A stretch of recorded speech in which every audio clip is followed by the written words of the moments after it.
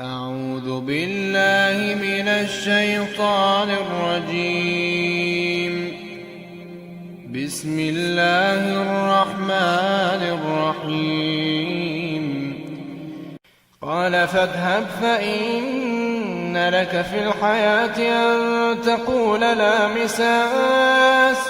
وإن لك موعدا لن تخلفاه وانظر إلى إلهك الذي ظلت عليه عاكفا لنحرقنه ثم لننسفنه في اليم نسفا إنما إلهكم الله الذي لا إله إلا هو وسع كل شيء علما كذلك نقص عليك من أنباء ما قد سبق وقد آتيناك من لدنا ذكرا من أعرض عنه فإنه يحمل يوم القيامة وزرا خالدين فيه وساء لهم يوم القيامة حملا يوم ينفخ في الصور ونحشر المجرمين يومئذ زرقا يتخافتون بينهم إن لبثتم إلا عشرا نحن أعلم بما يقولون إذ يقول أمثلهم طريقة إن لبثتم إلا يوما ويسألونك عن الجبال فقل ينسفها ربي نسفا فيذرها قاعا صفصفا لا ترى فيها عوجا ولا أمتا يومئذ يتبعون الداعي لا عوج له وخشعت الأصوات للرحمن فلا تسمع إلا همسا يومئذ لا تنفع الشفاعة إلا من أذن له الرحمن ورضي له قولا يعلم ما بين أيديهم وما خلفهم ولا يحيطون به علما وعنت الوجوه للحي القيوم وقد خاب من حمل ظلما ومن يعمل من الصالحات وهو مؤمن فلا يخاف ظلما ولا هضما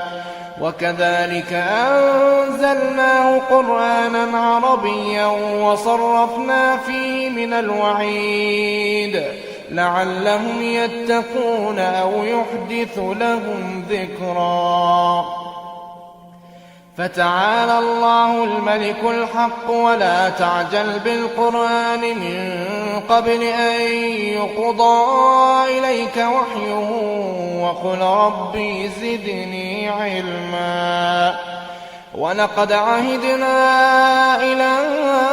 آدم من قبل فنسي ولم نجد له عزما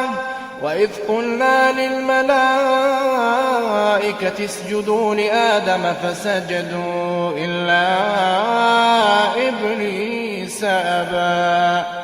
فقلنا يا آدم إن هذا عدو لك ولزوجك فلا يخرجنكما من الجنة فتشقى إن لك ألا تجوع فيها ولا تعرى وأنك لا تظمأ فيها ولا تضحى فوسوس إليه الشيطان قال يا آدم هل أدلك على شجرة الخلد وملك لا يبلى فأكلا منها فبدت لهما سواتهما وطفقا يخصفان عليهما من ورق الجنة وعصى آدم ربه فغوى ثم اجتباه ربه فتاب عليه وهدى قال اهبطا منها جميعا بعضكم لبعض عدو فإما يأتين فمن اتبع هداي فلا يضل ولا يشقى ومن أعرض عن ذكري فإن له معيشة ضنكا ونحشره يوم القيامة أعمى قال رب لم حشرتني أعمى وقد كنت بصيرا قال كذلك أتتك آياتنا فنسيتها وكذلك اليوم تنسى وكذلك نجزي من أسرف ولم يؤمن بآيات ربه ولعذاب الآخرة أشد وأبقى أفلم يهد لهم كم أهلكنا قبلهم من القرون يمشون في مساكنهم إن في ذلك لآيات لأولي النهى ولولا كلمة سبقت من ربك لكان لزاما وأجل مسمى فاصبر على ما يقولون وسبح بحمد ربك قبل طلوع الشمس وقبل غروبها ومن آناء الليل فسبح وأطراف النهار لعلك ترضى ولا تمدن عينيك إلى ما متعنا به أزواجا منهم زهرة الحياة الدنيا لنفتنهم فيه ورزق ربك خير وأبقى وأمر أهلك بالصلاة واصطبر عليها لا نسألك رزقا نحن نرزقك والعاقبة للتقوى وقالوا لولا يأتينا بآية من ربه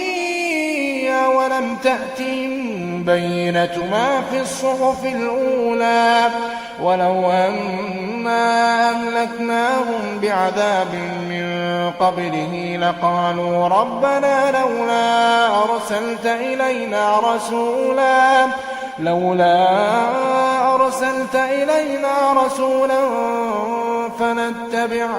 فنتبع آياتك من